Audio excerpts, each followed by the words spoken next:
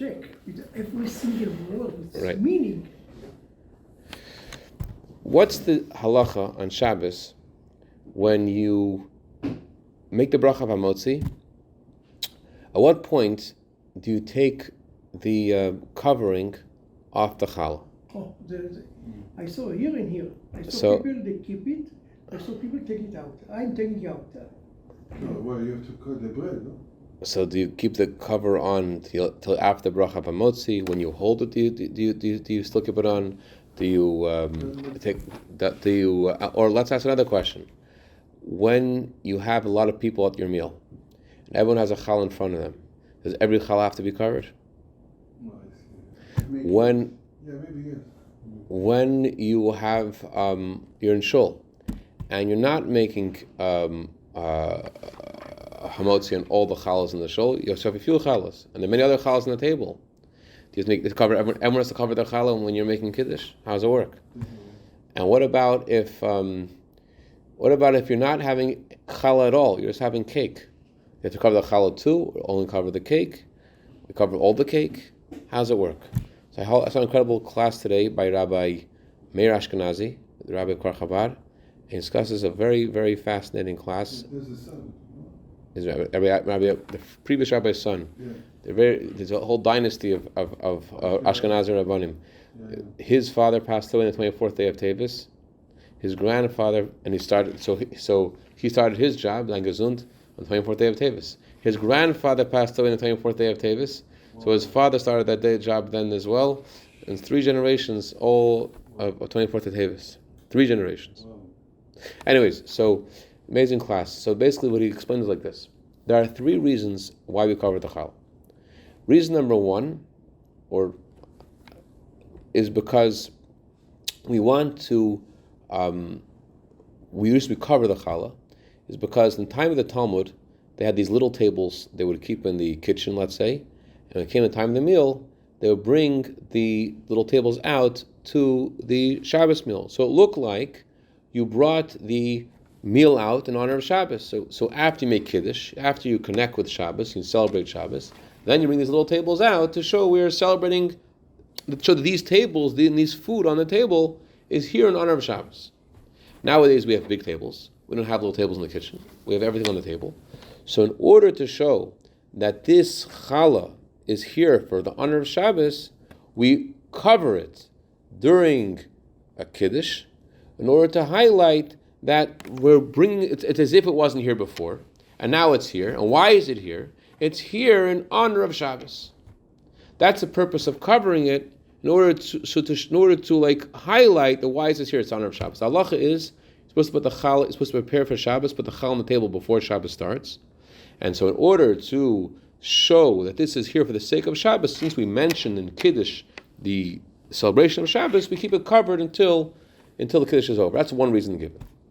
A second reason that's given is the halacha is that when you have a bracha to say, there's an order for which bracha goes first. And the order is Mezenes, Hagafen, what's next? Maga Eish. Mezenes, Hagafen, Ha'etz, Adam, Shahakal. And so here, you are ignoring the bread. You're not saying a bracha on the bread. You're saying a bracha on the wine before the bread. So in order to protect the honor of the bread, we cover the bread. We don't want to shame the bread. Right. Like the famous joke about Yankel who yells at his wife because how dare she not know you're supposed to cover the bread. So he embarrassed his wife. But anyways, it's not such a funny joke. It happens, unfortunately, these kind of things. So people like are careful of the halacha. They don't know the meaning of the halacha, and of course the halacha is telling us how careful to be honoring other people.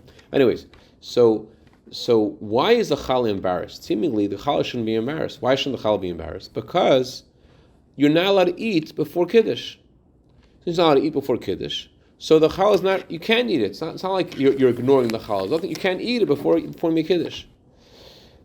The truth is that by Havdalah also, the same halacha applies. Havdalah also, you make Havdalah, and there's cookies on the table. You have to cover the cookies because you're making Havdalah and you're making a bracha hagafen before the bracha mazenis. But by Havdalah, it's impossible. Kiddush is a little worse than Havdalah, because by Havdalah, you cannot make Havdalah on bread.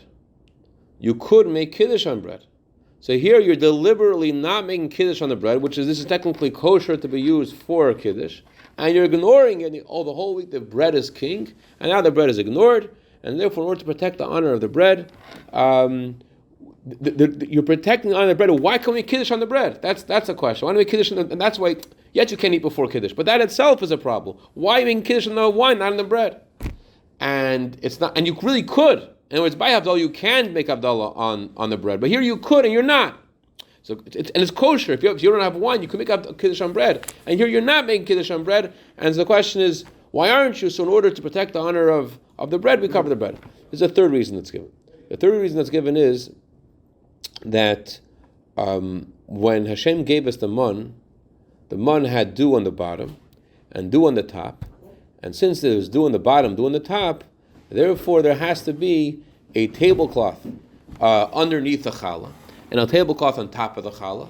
In order to, the whole reason we have the Lechem Mishnah is to commemorate the double portion of bread that Hashem gave us. So therefore we also have a covering on the bottom of the tablecloth, and we have a covering on the top to commemorate the dew on the bottom and dew on the top of the man. So those are the three reasons given. Again, reason number one, to show that just now this is brought here in honor of Shabbos. Reason number two, in order not to embarrass the bread. And reason number three, to commemorate the man that had dew on the bottom, dew on the top. So these reasons actually affect a lot of halachas. There are some scenarios where one of these reasons apply, two of these reasons apply. You have to know which reason is more important than the other reasons, because in certain situations, only one reason applies. For example, are you allowed to use a challah covering that is clear? A clear challah covering. The custom is we have a challah covering that's it says in some Sfarim, the Rashba says to use a white challah covering. The Al Rabbah says the tablecloth should also be white. That's not Alter doesn't mention this. But what about, because it says the man was white, therefore some people have the custom. But what happened to clear, a plastic cover which is totally clear? So if the reason for the purpose of covering the challah is for the sake of showing that it's brought now, it's not accomplishing that because you could see it before. If the purpose is so that to show that not to embarrass the bread, it's still embarrassing the bread. You could see the bread. But if the purpose is only to commemorate the dew on the bottom, dew on the top, it is satisfying that purpose. So because of the other two reasons are important, therefore you cannot use a clear. It's actually a Jewish custom to use a darker color. That's most people use darker colors for their tablecloths. For their it could be that's the reason why dark colors are used, because it has to be covered. It's not the point is not to, it should be clear.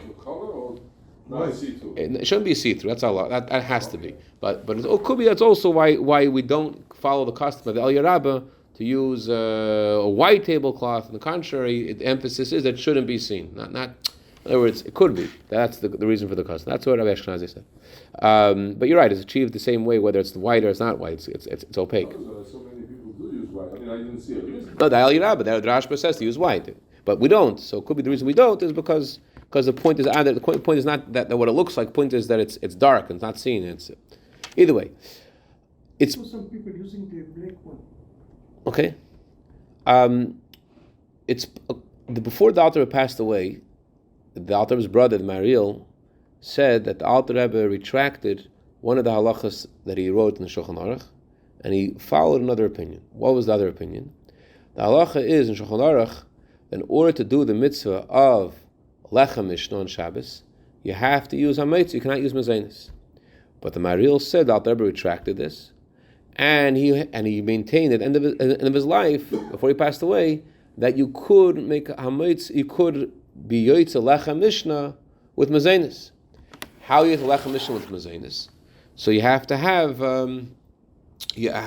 two mezainis breads, two mezainis breads. You're making mezainis on these mezainis breads, and they're going to be your Lechem Mishnah.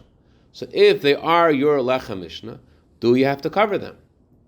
So let's say you are planning to make hametzi at home. You're not having cake and shul, do you have to cover the cake? We asked before. So the question, so if you are being Yoitza Lechem Mishnah, this is your Lechem Mishnah for Shabbos, this is commemorating the month. So even if the reason is because of the do on the top, do on the bottom, you have to have you have to cover it. If it's because of the reasons of to show it just came now in honor of Shabbos, also. But if you are planning to eat Lechem Mishnah at home, and you're just having a cake and shul, cookies and shul, and your Lechem Mishnah is at home, so you don't have to cover the challah for the sake of commemorating the dew that was on top of the mun, because this is not the commemoration of the mun. The Lechem Mishnah is you're going to have it at home. That's when you should cover, but not in a shul. However, according to the first reason, the purpose of covering the challah is in order to show it's brought for the honor of Shabbos. If that's the reason, so then you most certainly should cover the mezainis because you want to show that you are even though it's not the Lechem Mishnah, but it's the beginning of the Shabbos meal. The halacha is that although you're having your main meal at home, but after you make kiddush, you're beginning to have the Shabbos meal, and therefore it should be covered to show this was brought for the sake of the honor of Shabbos. Kiddush makom suda is that you're not used to the kiddush, and so there has to be the suda of Shabbos has to begin now. Yeah, this is the beginning of the suda of Shabbos. This also applies the question of embarrassing. And also embarrassing, you can't embarrass. But the question is, what if there are multiple pieces of bread on the table? So if everyone has, there's a Sheva brachas, and everybody has a challah in front of them, they're doing Lechem Mishnah with the host. The host he has two big breads. He has these two by mitzvah challahs and these big challahs. He's making hametz in these two big challahs, and everyone has a piece of bread in front of them. Everyone has a little roll in front of them. Do they have to cover that or not? So if the purpose of the bread in front of them is just for them to make hamotzi, and they're fulfilling Lechem Mishnah with the host making hamotzi, so then if the purpose of the covering is to commemorate the man, you don't need it.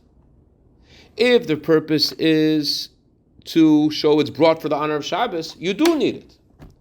If the purpose is to not to embarrass the bread, you also need it. Why? Even though you're not making hamotzi, you're not making kiddush, but shemei koina. Halacha is why you fulfill the mitzvah of kiddush through someone else making kiddush, because when you hear someone making kiddush, it's considered just like you make kiddush. So the bottom line is, whatever you're going to eat at this meal, whether it's cake, whether it's challah, you have to cover what you're eating. You don't have to cover what someone else is eating. Why? I don't have to cover your cake that you're eating when I make a bracha agafen, because I can make a bracha mazenis on your cake. It's your cake. So I'm not embarrassing the cake that you have by me saying the bracha of agafen. I'm only embarrassing my cake. And therefore, when I make kiddush, I have to cover whatever I'm going to eat during the meal. Whether it's cake, whether it's challah, whatever I'm going to eat during the meal, I have to cover that. So this will get us now to the answer to our other question: at what point do you uncover the challah? Do you uncover the challah right after kiddush? Do you uncover the challah after you wash? Do you uncover the challah after bracha v'ametzi? In general, the Rebbe sometimes had under his challah dekel, under the challah covering, the Rebbe had sometimes the two challahs were in a nylon bag and a plastic bag, and the Rebbe would take them out and put them under the challah dekel. It could be that the Rebbe wanted to accomplish that it should be. There is a question of what exactly is a mitzvah Lechem Mishnah. There's a room. There is a big argument to say that the mitzvah Lechem Mishnah is to have a doubled bread, not just to have two pieces of bread, a doubled bread. And what makes it a doubled bread? The fact you're holding it together. And what point you hold it together? You hold it together stam in the supermarket, you bought it in Ralph's, you hold it together? No, you hold it together when you make the bracha. It's the bracha the bracha that you said makes it like it's one, and therefore the Rebbe put the chalos under the challah dekel, out of the thing, and it could be it was in order to achieve the do on the top and do on the bottom in the challah. So what did I say before I went into this tangent? I started to talk about. At what point do you uncover Oh, take off the right. Thank you very much. So, if the purpose of covering the challah is for the sake of showing that this is here for the sake of Shabbos, so then as soon as you finish the kiddush, you can uncover it, right? If the purpose is not to embarrass it, as soon as you say agofen, before you even finish kiddush, you can uncover it. But if the purpose is to show there's doing the top, doing the bottom, so then you should keep it covered until you finish the brachas hameitzi. However, the Alter Rebbe says, How can you say amotzi and it's covered? you could hold on it. It's possible to hold on it. It's possible. I don't know what the Rebbe did. However, the Alter Rebbe clearly says, Alter Rebbe says clearly, that you remove the cover of the challah after kiddush. Is it clear? Not the kiddush, yeah. So, but what about the doing the top, doing the Most bottom? people don't seem to do that. Keep it covered. Keep it covered and put their hand Under the, cover. that's what you say your father doing? Yeah. Okay. Yeah. It's what, okay.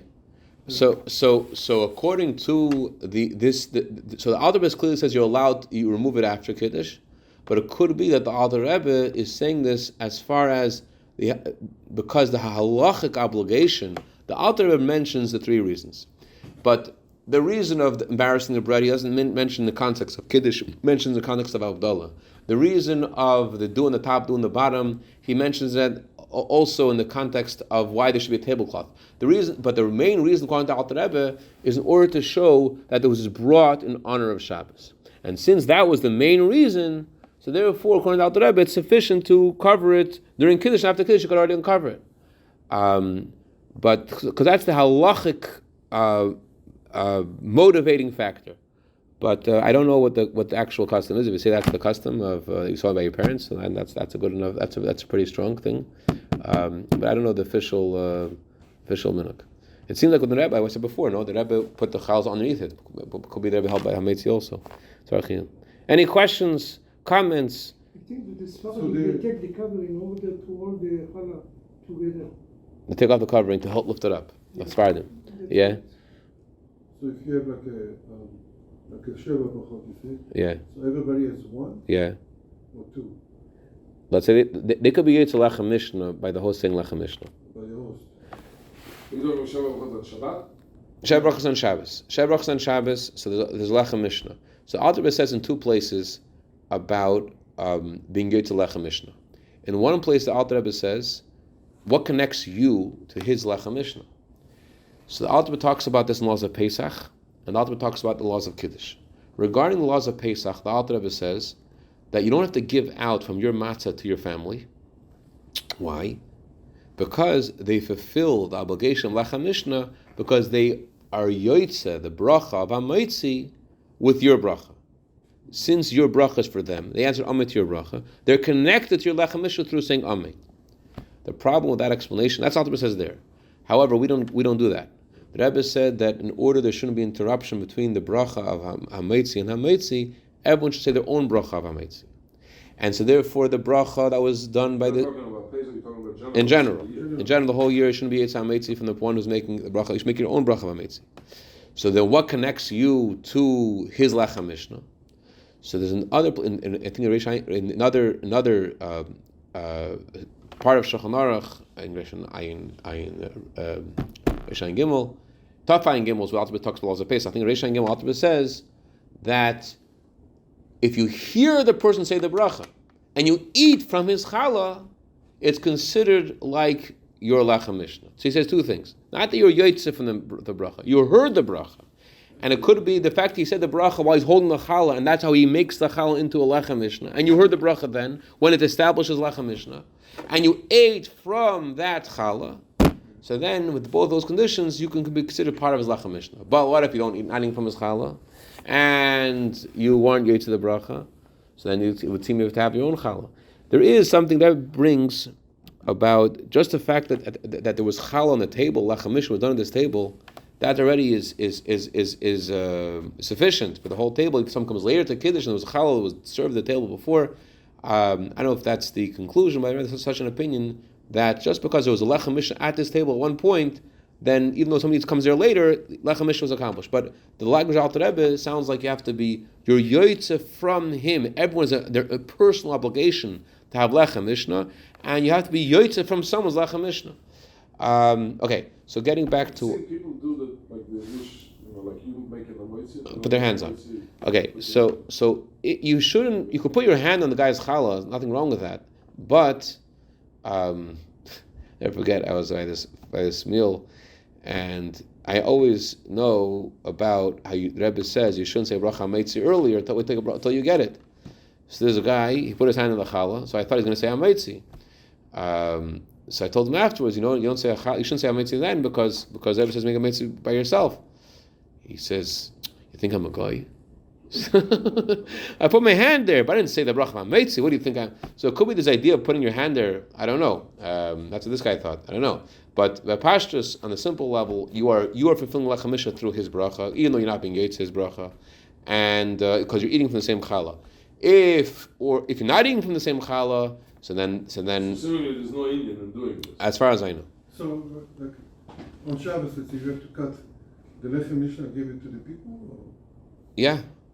Yeah? So the best would be is if you have lechem mishnah for everyone. Right. The person himself. Or you give them from your lechem mishnah. Right. But which one? Are you holding two? If you hold two, give any of those two to anyone by the table. Anyone. There's an argument of Zayr of Huna if they cut both challahs or cut one challah, but they're both lechem mishnah. Yeah. So they if they have from that challah, they yetz lechem mishnah. We had a question before. So you have a Sheva brachas. So everyone could have their own challah. They could be yetz from the fact that the host made lechem mishnah. They heard his bracha and they eat from that challah, and they eat from their own challah also. But what are you supposed to cover? That's the main focus today. You're supposed to cover whatever you eat by the table. Whatever you eat. Should we eat from both challah? No. No, it's enough one. Yeah. By the way, Ben Ishchai said when we cut the bread all the way until the end. Yeah. Ben Ishchai said you don't cut it all the way, you cut it some and then you separate it from the challah. Interesting. Then you cut it because it's like botzea. The Alter Rebbe says you shouldn't cut the challah. You make a sign first, no? But you shouldn't cut into it. Why shouldn't you? Why shouldn't you cut into it? It's something which is pertinent to other halachas. People always wondering what's considered a lechem mishnah. When is it whole? What's not whole? It's missing a crumb. It's missing this. It's a matzah. The matzah has a hole in it. At what point is it considered a one hole? It's whole, not a hole. So Alter Rebbe says an interesting thing. Alter Rebbe says, why don't we cut into the challah? We don't cut into the challah. Usually you're supposed to cut into the challah. Why are you supposed to cut into the challah? Because you want the bracha to be as close as possible to the eating. And therefore you start cutting when you make the bracha. How? But here, since we're afraid you might cut in so much that you separate it, and therefore won't be shalom, what's the definition of not being whole? That if you pick up one side, the other side will fall. If it's so detached, so you might cut in so, we're afraid you might cut in so much that it'll be so detached that if you pick up one side, the other side will fall, and therefore we tell you not to cut in at all, so that it shouldn't be so deep, so that it will be so that it's potentially separate just by the slightest thing. By picking up one side. That also tells you halachas about matzah. What point is it a whole matzah? Whatever goes up with that matzah is it's a whole matzah. If it goes up with the same matzah. You cut it just to something with separation, maybe, I don't know. No, in order that shouldn't be. It's a siman from where we start cutting the. You don't have to cut in the same place. You don't have to cut in the same place. No. You don't have to? No. All right. This is a sign. You don't have to cut in the same place. When you sell. No? No. You have to say Laman Tizkuru very carefully. You don't have to cut the skuru very carefully. You don't have to cut the skuru very carefully. You don't have to cut the skuru.